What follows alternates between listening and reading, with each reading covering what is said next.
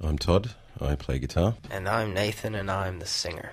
Piers, I play drums. And I'm Adam, and I play bass. And we got together when Nate came over from the States to study, and Todd came over to the UK, and they found each other through a personal ad, kind of songwriter seeking songwriter kind of thing. They got together, recorded a few songs together, and found out that they could probably be best served by getting a rhythm section in. And me and Piers happened to be studying at the London Music School, and they found us there. And yeah, we were pretty bad for a couple of years, and then we kind of got kind of good, and then now we're really good. Now we're excellent. Now you're amazing. Yeah.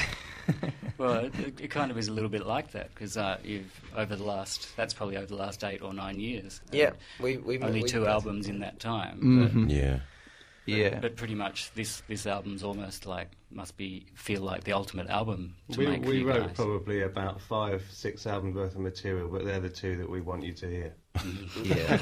And actually, rather than really deliberating, although we did deliberate and take a lot of time over writing the second album, it was quite a big part down to circumstance too. We didn't have a label or much backing at all. That was part of the reason why it took so long. That actually, in retrospect, added to the quality. Now, Nathan, you got the American accent, but you're a band sort of playing out of London.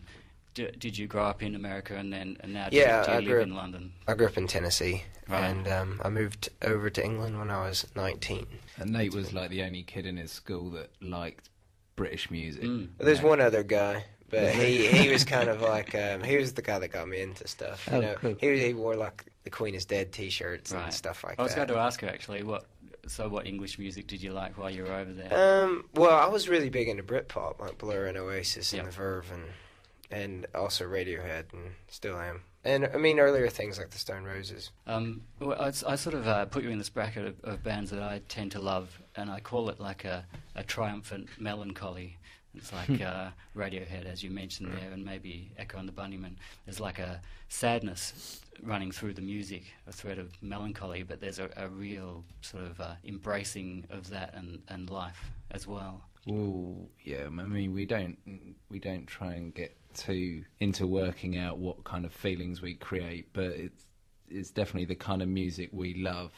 And personally, I think it represents life, There's a lot of sadness running through life, but there's euphoric moments and embracing moments, and the best music really represents what people kind of really feel, It's got to be all the things that we're listing, and things like Sigur Rós. Sometimes, I hear 1 or 2 people say, "I don't know how you can listen to this; it's so miserable," and that's quite an immediate viewpoint. But really, if you really delve into it, it's quite uplifting. Well, I got that growing up listening to the Smiths, of course. Yeah. When you listen to this miserable music for it, it's like, don't you think it's like jubilant in places? You don't need to listen to Katrina and the Waves every day to really get uplifted. I find that more depressing, actually. Yeah, exactly. The other thing I think that you achieve really well is like a stadium sound, but a real intimacy. Like, I think that comes down to Todd's playing. It just kind of we try and go for epic without sounding like Muse, I guess. We work a lot on dynamic when we're writing songs. Well, this is my next question. Like, how did you actually go about getting that sort of wall of emotion into the music? Just happened. Yeah, it just happened. Really, and then we just went with it. Todd bought a lot of cool pedals, and in all the music I listen to is all about when they don't play, and that says an awful lot more. And they said about Talk, Spirit of Eden, the spaces mean as much as the actual music. Yeah. Well, that's something we're working on, more so for the next record. Well, I think for the new record, we're wanting to get more into like it sounds really stupid, but spatial awareness. Like everything has its kind of place, and you can hear everything. Sometimes if it's too big or too like caked and stuff, you can't really hear anything that's going on. And sometimes it has more effect if you take away stuff, and you can hear the delays or reverbs or the other instrumentation. And we still have a lot of ground to cover with the next record and maybe the one after that. So we're always getting 2, 3, 4 rungs up the ladder, Whereas some bands just land themselves at the top of the ladder and they can barely make a cup of tea. Yeah. And we're not really in that situation, and I really quite enjoy that. We appreciate everything an awful lot more, I think, and it makes us work harder every time. I'm quite excited about doing the new record with that in mind. What are the dynamics at the moment in terms of getting the records out there? Because the second album you actually released on iTunes without actually having a physical copy of the CD made. That was because we didn't really We didn't have any a money. choice.